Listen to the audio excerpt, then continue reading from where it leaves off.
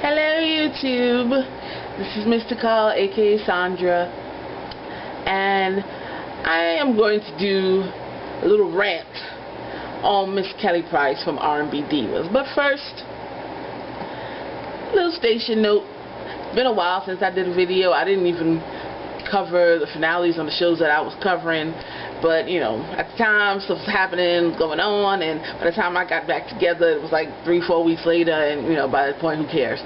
So, but I will be back, you know, to cover my shows in the fall. It hasn't been really that much that I've been inspired to do a video about, but even if it was blazing hot, and I have no AC, and I was not about to get on camera dripping with sweat, because that is just not cute, right? So, you know, the weather broke. It gave me an opportunity to release, because I'm civilized, I'm educated, but watching this bitch Kelly Price on R&B Divas LA has taken me to such an ignorant place in my spirit. Just, ooh, I feel so evil right now witnessing the bullshit that she just perpetrated. Oh, by the way,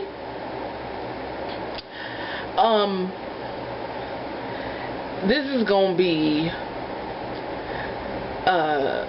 chock full, or laced, if you will, with expletives, curse words, and if that is something that bothers you, you should watch this, because I try to clean it up from my other videos, but really I'm just stupid hood and I curse like a sailor.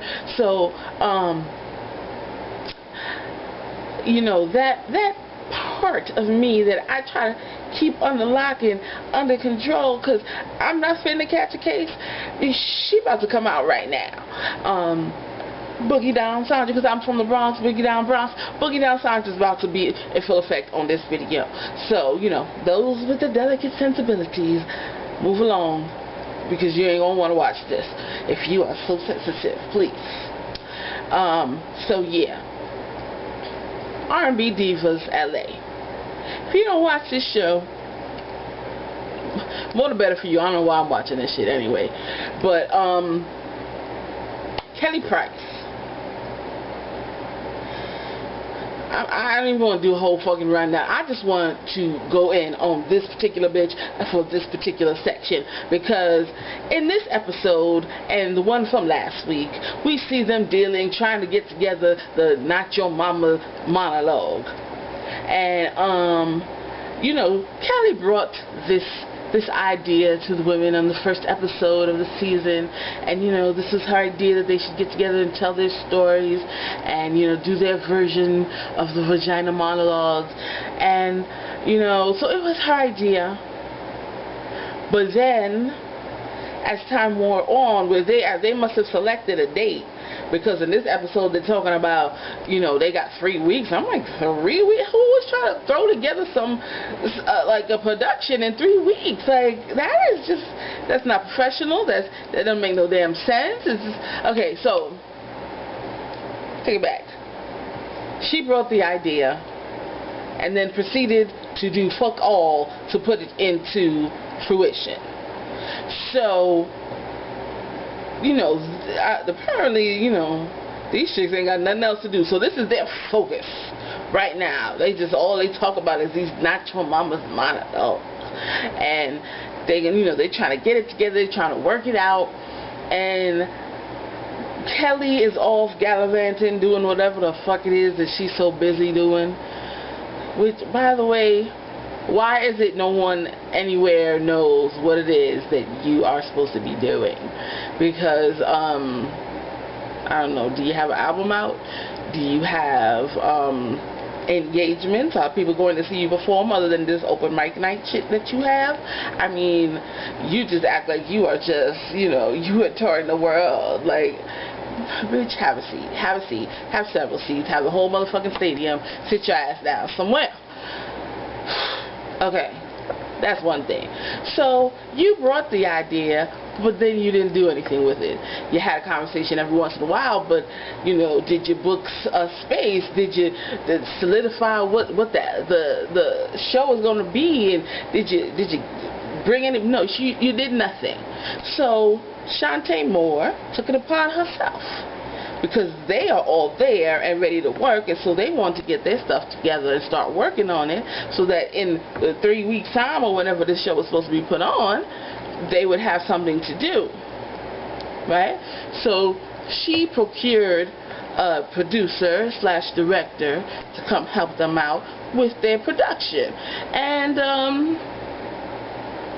you know, he came in and met with some of them. Now Miss Kelly Price decided not to show up, and her little lackey Dawn didn't go either, so they didn't get to meet him. But on his first introduction and explanation of himself and what he can do, he seemed altogether capable, and I liked his spirit, his energy, and the way he ran the session. I thought, this guy knows what he's doing, so it's going to be alright. Now, when Shantae Moore first told Kelly that she was going to meet with a producer, when they were walking down the street, Kelly said, and I quote, "Yes, I heard about that, and I'm not so sure."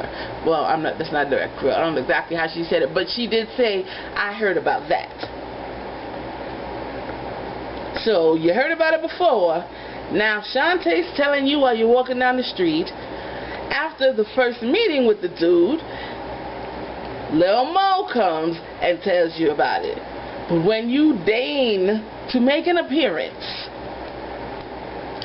at the next rehearsal, all of a sudden it's, "Oh, well, I didn't know you were going to be there, and I don't know who you are, and you know, I don't," like flipping, oh my God, that hair.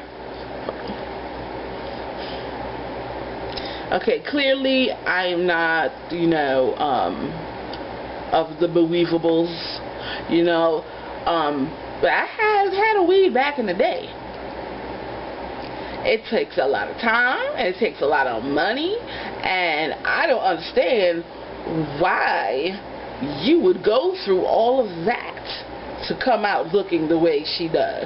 Like, you know, she got some Barbie hair, she got some, like, wet cat hair. Like, her shit looks so horrible. The haircut is horrible. She look greasy, and you just keep flipping it and trying to, like, bitch, you do not look cute.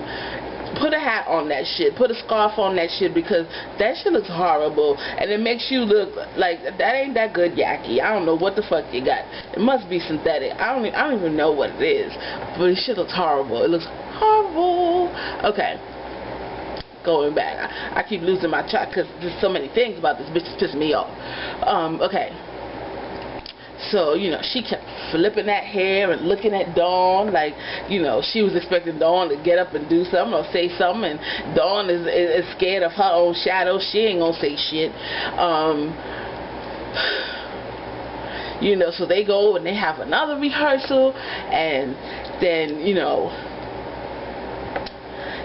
she sends him off, first of all, on the first rehearsal, on to say in his face, "Oh, is he fired?"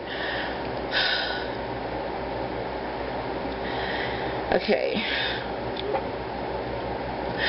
I'm so, like, bitch, I'm so, like, pissed off for this man. That she would even, like, how do you have the unmitigated gall to come in and, like, you don't even greet the man, you don't dress the man, you talking about him like he ain't there, you won't look at him, you looking all around, all up and down, and all of this shit, and you talking about him like he doesn't exist, and you don't know why he's there, and you know, all of this bullshit you're doing, and then, you know, I don't even know how that session ended, but we come back this episode and they have another session, and you know, he's running the rehearsal, and of course Kelly ain't there yet, but she comes in, and you know, she's so fucking disrespectful. This fucking crackle tooth bitch, I can't fucking stand her, yo. Oh, Well, I'm so upset about some shit that is not happening to me, but it's pissed me the fuck off. How you know, she gonna get up in his face and, well, I don't know you, and you know, you right here all up in his face, I don't know you, bitch. First of all, bitch, you do not raise up on people like that unless you finna do something, bitch. You trying to act, oh, you Brooklyn, you big and bad, bitch. You ain't shit. Because really, the person that you're mad at is Shantae. Let's talk about it, because she took over and moved along without you because your ass was never there to work with. So now you trying to come back in and take control, and she's really not trying to give it up to you. She's like, I'm having none of this bullshit that you are throwing my way, but you don't raise up on her. Because even though Shantae is handling her with very much tact and very carefully choosing her words, I don't know where she's from, but I feel the Compton rising in her.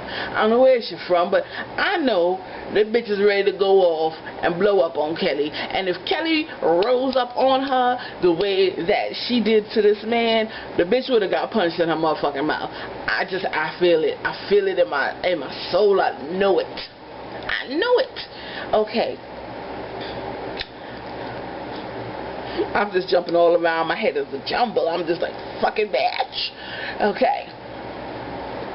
So, in the second rehearsal, she raises up on him and says, well, I don't know you, and how can I trust my personal life story to you, and, you know, how do I know? I'm not comfortable because I don't know you. I have somebody in mind, and I know him, and I know I can trust him. And, of course, you know, somebody said it on the show, but how you expect all of the other women who don't know this dude, Tory, to come and share their personal stories when they don't know him, but because the guy that they've been working with for sessions and sessions now and are comfortable with, you don't know him, so nobody can work, nothing can happen, you're disruptive to the whole process, you're sitting there on your phone, you're coming in with a motherfucking attitude, disrespecting this man. He did nothing to you. He did nothing to you but speak to you with respect, to speak to you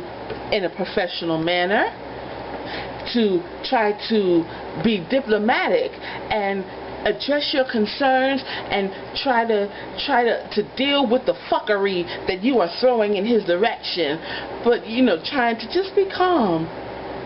And you are so lucky. I mean, you knew that if you rose up on him, he wasn't going to do nothing. But you going to raise up on the wrong motherfucker one day, bitch. And you're going to get your ass kicked. And I just hope that somebody has a camera phone and can tape that shit so we can all view it. Because I would love to watch that shit. I really would. Okay? Right. So she sends him out of that rehearsal so that she could talk to the only people that were there were Lil Mo and Shantae.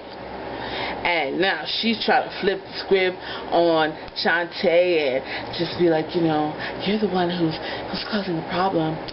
You're the one who's like, you know, and, you know, there can't be two heads because that's a monster. So now I'm gonna be the head and I'm gonna make that decision. And, like, bitch, what is with the soft talking? You've been hanging around Dawn for way too motherfucking long. Why are you soft talking her? She was saying all kind of stupidness, and Shantae was just like, bitch, I am having none of it, none of this bullshit that you are spewing. I don't know what the fuck is your problem. But the rest of us, we're fine. We're cool in the gang. There's nothing wrong with old Fred. Fred is the man. I feel like if Fred had done the production, because I've seen the clip of what the fuck they ended up with Kelly Price and Dawn Robinson in front of silver bed sheet in somebody's living room with you know, just piano, just they were talking, I don't know what the fuck they said because all I heard was piano. It was so loud. Yeah, see, that's what happens when you use the director of a high school play, who she called the absolute best. She brought the absolute best to bring in this Tory, what's his name? Tory Russell. Bitch, please. If you get a minute, Google or search on YouTube Kelly and Dawn, Not Your Mama's Monologues. It is so bootleg. It is so, I am embarrassed for them that they would even allow some shit like that to go down. Like, I ain't nobody in there. I would look at that shit and be like, oh, I ain't gonna be up in that. No, bitch. Okay. So anyway, the last rehearsal we see on this episode, again, all these people, Dawn's not there, Michelette's not there, what's her face, Claudette's not there, and it's Shantae and Lil Mo. They're working with Fred and they're going over what they're gonna do, and in comes Kelly with this Joe Torre, Kenan fucking Thompson looking motherfucker. I thought he was getting ready to jump into a skit. Is the way he acted, because he pull out his board and he's talking about, okay, so this is what we're gonna do. Motherfucker, can you talk to the people who are there and see what they have prepared to do, who they've been working on for all this time? You just gonna come in and try to tell them that this we doing this, that. Fucking Kelly going her bag talking about, oh, I got my Tims, I got a Vaseline and a straight razor. Bitch, what the fuck do you think this is? What, where are you? Who are you? What are you right now?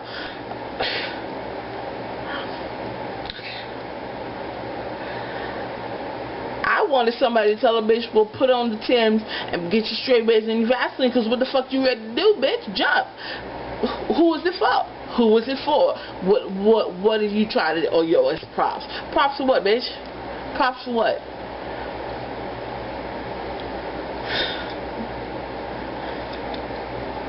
Okay. So, you know, Kelly resumes to just act like this man is not there. She don't talk to him, or if she does, it's always disrespectful. It's always with an attitude. It's always like, you know, he fucking killed her puppy or something. Like, why are you addressing this man in this fashion? You don't want him there. You should have sat down with fucking Shantae before she even saw him. Or when she was telling you on the street, you should have said, you know what, this is my project. I will run this. I will get somebody to produce it. You don't even need to meet with that man. I don't want that. This is my project. This is my baby. I'm going to handle whatever it is. You waited until the third occasion when you were told about this man, and after that, then you want to come in acting like a little fucking child, ain't got no goddamn sense, ain't got no fucking home training, you fucking stupid bitch. What is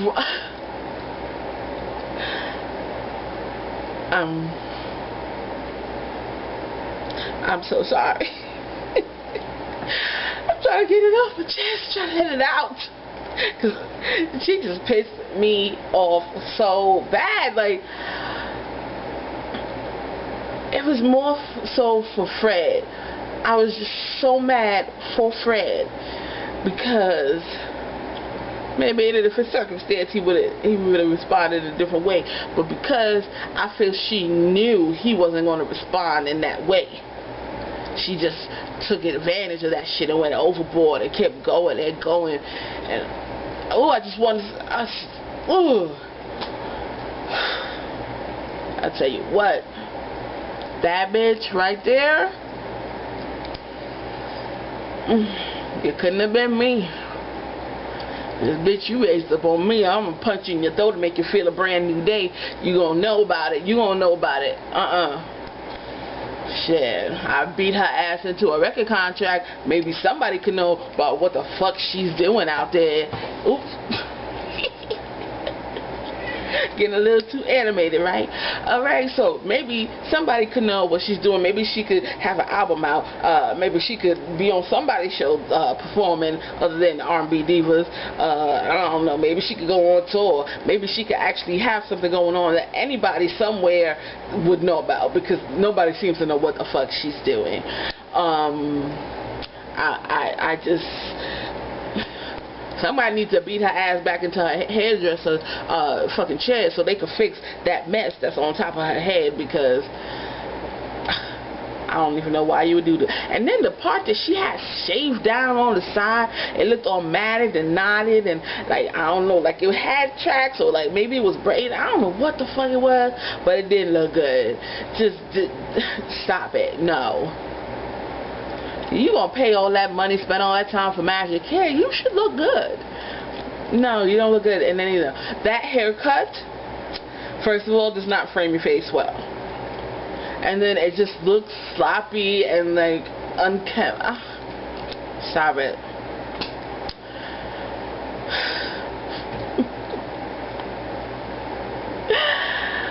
I just cannot. See, the thing of it is,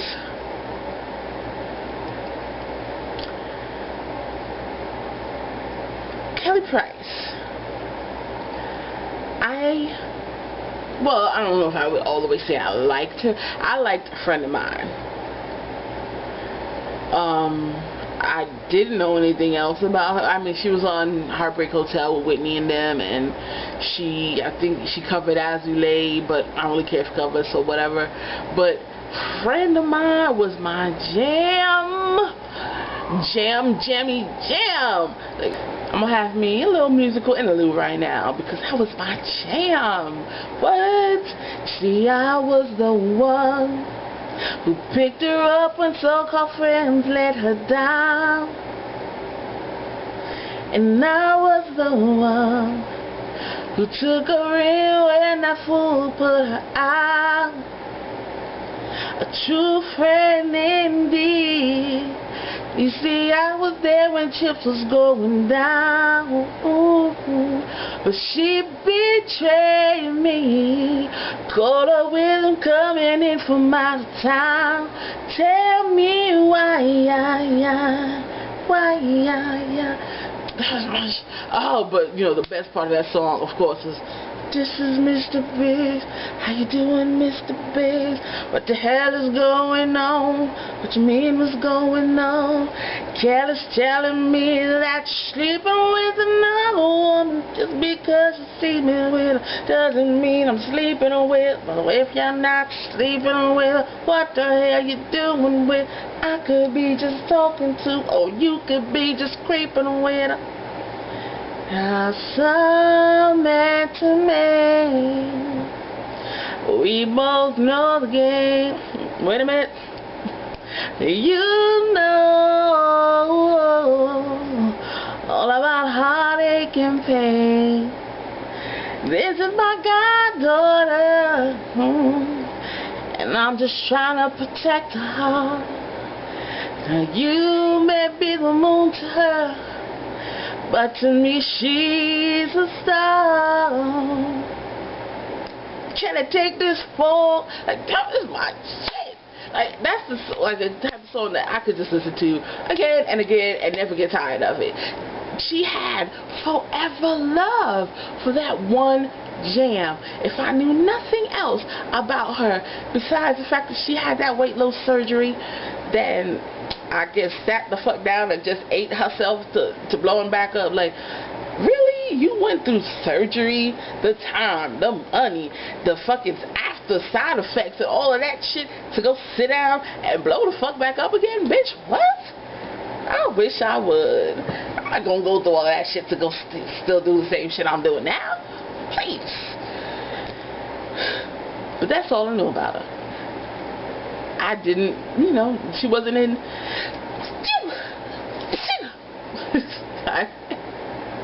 She wasn't in my consciousness, you know. So it was Kelly Price, friend of mine. That's it. But now, oh, she is just that ratty, fucking low down, no account, trifling, stupid, just passive aggressive bitch. Just like, oh, I can't stand you. Why do these celebrities do this? If you are trying to revive your career and you go on a reality show, here's the thing. Ain't nobody perfect. But know yourself enough to know, if you are such a trifling ass bitch, the biggest bitch in all of Bitchingham, pretend that you are a decent human being, because you're defeating your purpose.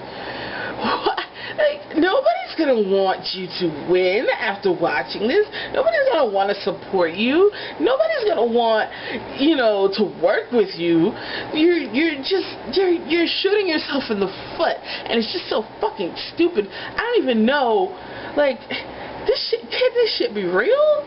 Is it, like, are we getting punked? Is it catfish? Like, what's going on? Is it real? And if it's not real, why would you play that part?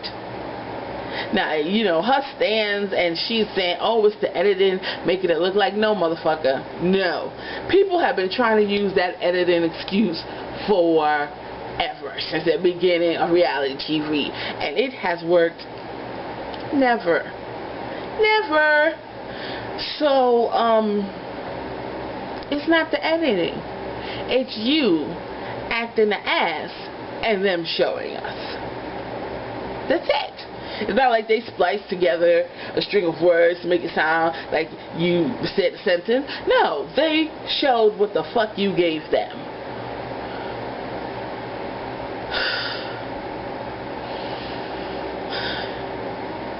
And, by the way, Dawn, I don't even know if you are real either. Just because you have her little lackey, her little sidekick. Because after all the stories we've been hearing about you over the years, to come on here and see you like, oh my god, I don't know, guys, I'm nervous. I don't know about this. I just don't know what to do. Look here. You are a professional singer. You have performed on stages all over the world, Grammys, all kinds of awards. I'm gonna need you to act like a grown fucking woman who's about her shit. I can't take your pretend. I can't. I don't think it's real, and I don't know. But I do think you're scared of Kelly, and whenever she's around, you're her yes man. But as soon as she's not, then you can have a difference of opinion. But watch. Look, I'm done. How dare you, bitch? Fucking Kelly Price, how dare you? Be ashamed of yourself. Hang your head, bitch. I need to go to my bed. Sleep off all this anger. Okay.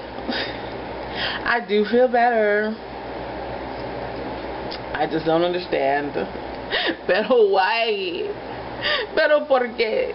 No comprende. I don't understand why. My mind is boggled right now, y'all. I'm flabbergasted. Anyway, I'm rambling, so I'm gonna get off of here, but I will be back with more videos soon. I don't know when, but I shall return. If you watched all this rambling nonsense, you know, God bless you. And good night. Bye, YouTube.